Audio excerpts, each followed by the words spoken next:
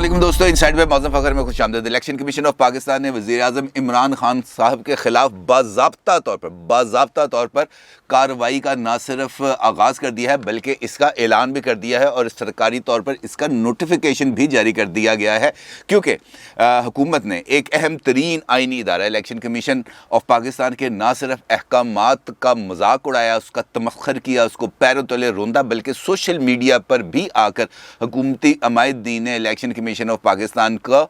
बिल्कुल जिसे हम कह सकते हैं तनकीद का निशाना बनाया। अब इलेक्शन कमीशन की तरफ से इसके रद्द-ए-अमल के तौर पर एक बड़ा ऐलान सामने आ गया है। तो इलेक्शन कमीशन ऑफ पाकिस्तान, सवाल ये पैदा होता है कि इमरान खान साहब के ख़िलाफ़ कौन सा बड़ा कदम उठाने जा रहे हैं, और इस हवाले से जो ऐलान officially election commission of Pakistan की तरफ से जारी किया गया है उसके अंदर कौन कौन से नकात को उठाया गया। दूसरा, इलेक्शन कमीशन की कार्रवाई इमरान खान साहब की अहलियत को किस हद तक मुतासर कर सकती है, और यहाँ पर अहलियत से मुराद आर्टिकल 62 और 63 नहीं है, बल्कि अहलियत से मुराद है उनकी बतौर वज़ीर आज़म फंक्शनिंग, क्योंकि इलेक्शन कमीशन की जो कार्रवाई है ये बहुत ज़्यादा हद तक आइनी मामला है और इलेक्शन कमीशन के पास हाई कोर्ट लेवल के इख्तियारात मौजूद हैं। लिहाजा अगर इलेक्शन कमीशन ऑफ पाकिस्तान अपने उस नोटिफिकेशन जो उन्होंने जारी किया उस पर लेटर एंड स्पिरिट पे अमल करते हैं और जो वो कार्रवाई इमरान खान साहब के ख़िलाफ़ करने जा रहे हैं उसमें इमरान खान साहब उस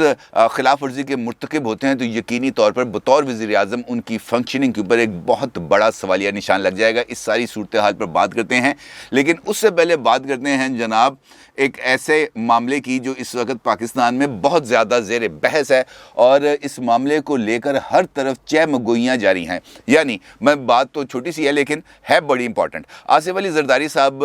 का एक बयान सामने आया है जो पीपल्स पार्टी के शरीक चेयरपर्सन हैं, उनकी तरफ से एक तो बात उन्होंने ये की कि जनाब मुझे तो मायूस किया है हमारी लोकल क़यादत ने, क्योंकि मेरा ये ख्याल था कि NA 133 जो लाहौर के अंदर ज़िमनी इलेक्शन हुआ वहाँ पे पीपल्स पार्टी लेके जाएगी 50,000 से ज़्यादा वोट, लेकिन पीपल्स पार्टी ने लिए हैं 32,000 वोट और मेरी तवक्कुआत से उन्होंने कम परफॉर्म किया, लेकिन इसके बावजूद उन्होंने अपनी क़यादत को बड़ी शाबाश दी।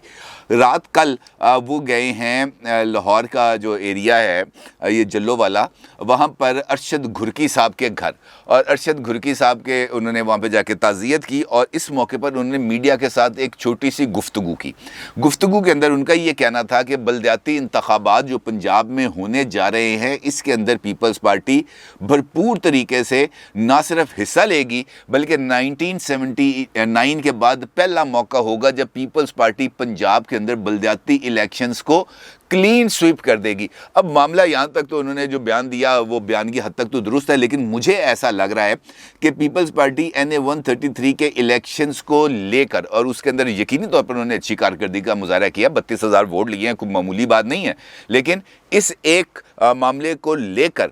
एक बहुत बड़े सिनेरियो को, एक बहुत बड़ी हाइप को क्रिएट करना मेरा ख्याल है ये ज़्यादा मुनासिब अमल नहीं है। क्योंकि अगर हम देखें NA 133 के इलेक्शंस के अंदर तो बहुत सारी मेजर पार्टीज़ इस इलेक्शन के अंदर मौजूद नहीं थी, यानी हुक्मरान जमात PTI वो इस इलेक्शंस के अंदर हिस्सा नहीं ले रही थी बवजह कि उनका जो कैंडिडेट थे जमशेद इकबाल चीमा साहब, उनके कागजात नामजदगी भी मुस्तरद हो गए और उनकी अहलिया जो उन्हीं की कवरिंग कैंडिडेट थी मुसर्रत चीमा साहिबा, उनके भी कागजात नामजदगी मुस्तरद हो गए। लिहाजा मैदान के अंदर और कोई सिग्निफिकेंट जमात नहीं थी। तीसरी जो यहाँ पर तहरीक लब्बैक मौजूद नहीं थी, यहाँ पर जमात इस्लामी मौजूद नहीं थी, यहाँ पर JUIF मौजूद नहीं थी, दीगर जमातें जो इंतखाबी मैदान में कूदती हैं इस इलेक्शन के अंदर वो मौजूद नहीं थी। लिहाजा जो एक वोट बैंक, जो anti Imran Khan vote bank जिसको हम कह सकते हैं, उसने आना था और उसने दो हिस्सों में तकसीम होना था, क्योंकि जो प्रो इमरान वोट था वो इस इलेक्शंस के अंदर निकला नहीं। अब इस सारी सूरत हाल को लेकर अगर ये कहा जाए कि पीपल्स पार्टी ने कि बहुत बड़ा मैदान, एक बहुत बड़ा मार्का सर कर लिया है, तो यकीनी तौर पर इस हद तक बात तो दुरुस्त है कि कहाँ 5,580 वोट और कहाँ 32,000 वोट पीपल्स पार्टी ने यकीनी तौर पर बहुत अच्छी कारकर्दगी का मुजाहरा किया और इस पर पीपल्स पार्टी को अपनी क़यादत के जो इलेक्शन के अमल को लीड कर रहे थे उनको यकीनी तौर पर शाबाशी देनी चाहिए। लेकिन इसको लेकर इतनी बड़ी हाइप को क्रिएट कर देना मेरा ख्याल है कि वो इतना ज़्यादा दुरुस्त नहीं होगा, क्योंकि जो असल इम्तहान होगा पीपल्स पार्टी का उस वक्त जब बलदियाती इंतखाबात होते हैं या आम इंतखाबात होते हैं, और इस सूरत हाल के अंदर जब तमाम جو پولیٹیکل پارٹیز ہیں وہ الیکشن کے میدان میں موجود ہوں گی، اور اس وقت پیپلز پارٹی اگر نمبر 2 پہ آتی ہے پنجاب کے میجورٹی حلقوں میں، یا نمبر 1 پہ آتی ہے، تو پھر یہ کہا جا سکتا ہے کہ پنجاب کے اندر پیپلز پارٹی ریوائیو ہو رہی ہے. کیونکہ جب پی ٹی آئی پنجاب کے اندر سر اٹھا رہی تھی، پروان چڑھ رہی تھی، تو اس وقت پیپلز پارٹی کی قیادت یہ سوچ رہی تھی کہ پی ٹی آئی مجموعی طور پر نون لیگ کا جو ووٹ ہے وہ کاٹے گی، اور پیپلز پارٹی اپنا جو ان کا 25-30 ہزار کا ووٹ بینک ہے ہر حلقوں کے اندر وہ متاثر نہیں ہوگا، اور اگر پیپلز پارٹی تھوڑا سا زیادہ بہتر پرفارم کرے گی تو ان الیکشنز کے اندر کامیابی حاصل کر لے گی. لیکن ہوا اس کے بالکل برعکس. پی ٹی آئی نے نون لیگ کا کیا ووٹ کاٹنا تھا، پی ٹی آئی نے پوری پیپلز پارٹی پنجاب کی مختلف سطحوں کے اوپر جو تنظیم ہے اسی کا صفایا پھیر دیا، اور اچھا خاصا ڈنٹ ڈال دیا پیپلز پارٹی کو، اور پیپلز پارٹی ابھی تک اس ساری صورتحال سے دیوار کے ساتھ لگی ہوئی ہے. اب پیپلز پارٹی کے لیے جو آپشن ہے پنجاب کے اندر وہ بہت زیادہ حد تک محدود ہیں، لیکن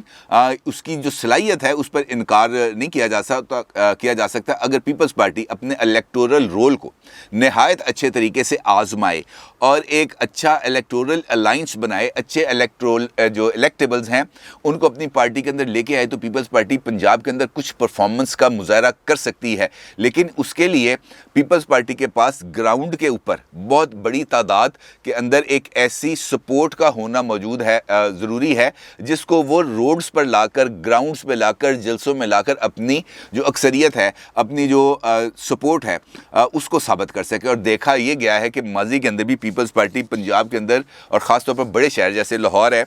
اس کے اندر کوئی بڑا عوامی اجتماع اکیلے سنگل ہینڈڈلی وہ نہیں کر سکی. اب یہ بات تو درست ہے کہ پیپلز پارٹی کا جو ووٹ بینک ہے وہ تقسیم ہوا اور وہ گیا پی ٹی آئی کے اندر، اور نہ صرف پی ٹی آئی کے اندر گیا بلکہ ان کی جو مقامی تنظیم تھی وہ بھی چلی گئی پی ٹی آئی کے اندر. اب چونکہ پی ٹی آئی کی پرفارمنس ہے اس کے اوپر ایک بہت بڑا سوالیہ نشان ہے، اور اس پرفارمنس کو دیکھتے ہوئے اگر پیپلز پارٹی یہ امید کرتی ہے کہ جو لوگ اس سے ٹوٹے تھے وہ واپس آ جائیں گے، تو یہ امید رکھنا پیپلز پارٹی کے لیے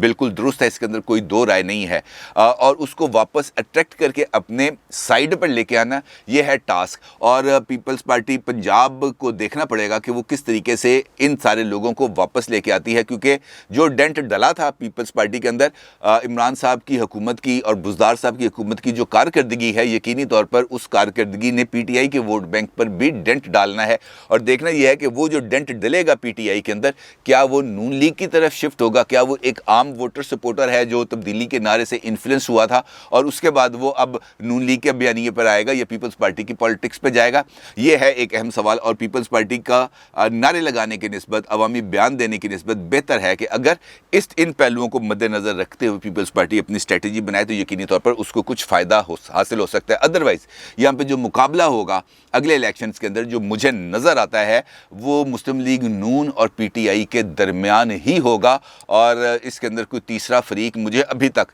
نظر نہیں آ رہا. باقی جب سیاسی میدان سجے گا تو گھوڑے آئیں گے، تب پتہ چلے گا کہ اس گھوڑے کے اندر کتنی طاقت ہے، اس ساری صورتحال کا اندازہ ہو جائے گا. تو جناب عمران خان صاحب کے خلاف کارروائی ہونے جا رہی ہے الیکشن کمیشن آف پاکستان کی طرف سے. ایک نوٹیفیکیشن ہے جو اس وقت آپ کی اسکرین کے اوپر نظر آ رہا ہے، اور یہ نوٹیفیکیشن جاری کیا ہے الیکشن کمیشن آف پاکستان نے، اور اس نوٹیفیکیشن کے اندر پابندی لگائی گئی ہے عمران خان صاحب پر کہ وہ پشاور کا دورہ نہیں کریں گے، کیونکہ پشاور کے اندر جو بلدیاتی انتخابات ہیں ان کے نہ صرف شیڈول کا اعلان ہو چکا ہے بلکہ وہاں پر بلدیاتی انتخابات بھی منعقد ہوتے جا رہے ہیں. لہٰذا جو الیکشن کے قواعد ہیں اس کے تحت جو بھی وزیر اعظم ہے، صدر ہے، گورنر ہے، چیف منسٹر ہے، وزیر ہے، مشیر ہے، معاون خصوصی ہے، یا کوئی بھی ایک ایسا شخص جس کے پاس کوئی عوامی عہدہ موجود ہے، ایم پی اے، ایم این اے ہے، وہ اس حلقے کے اندر نہیں جا سکتے جہاں پر انتخابی عمل جاری ہو. یعنی شیڈول کا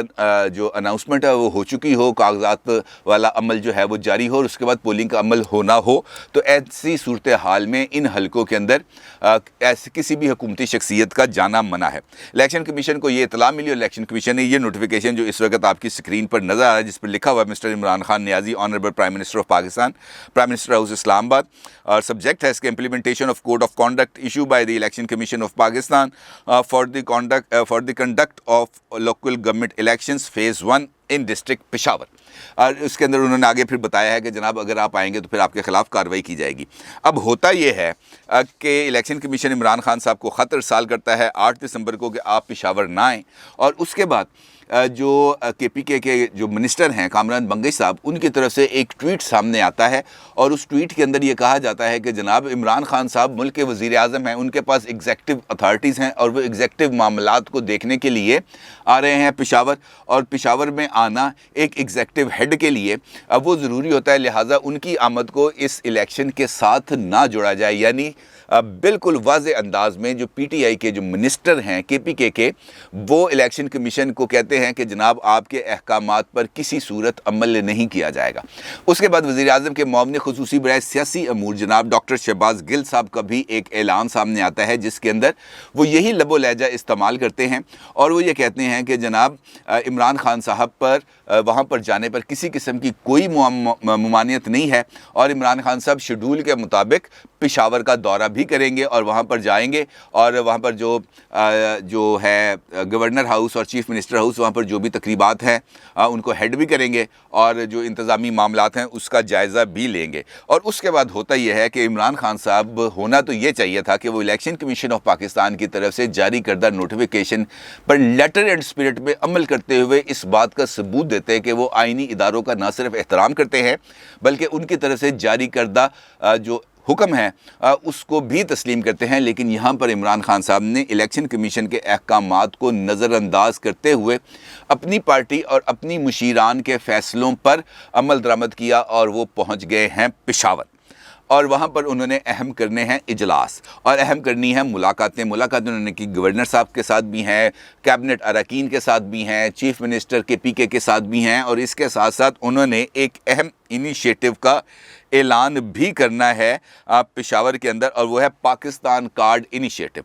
اب یہ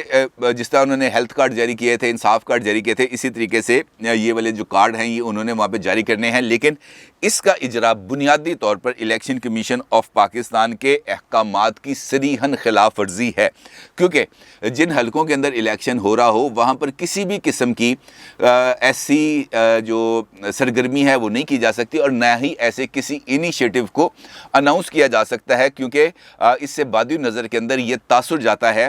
کہ یہ سارے کا سارا عمل الیکشن کے اوپر اثر انداز ہونے کی کوشش ہے۔ اب چونکہ عمران خان صاحب نے الیکشن کمیشن کے احکامات کو ماننے سے صاف انکار کر دیا، اور وہ پشاور پہنچ بھی گئے، اور وہاں پر جا کے انہوں نے ان انیشیٹو کا اعلان بھی کریں گے یقینی طور پر، اور ملاقاتیں بھی کریں گے۔ تو الیکشن کمیشن نے اب یہ کہہ دیا ہے کہ جناب چونکہ ہمارے احکامات پر عمل درآمد نہیں ہوا، یہ نوٹیفیکیشن کی کاپی آپ کی اسکرین پر ہے، اور یہاں پر وہ جو آرڈر ہے اس کو میں ہائی لائٹ کروا رہا ہوں تاکہ آپ اس کو دیکھ سکیں۔ الیکشن کمیشن نے کہا ہے کہ جناب لیگل پروسیڈنگ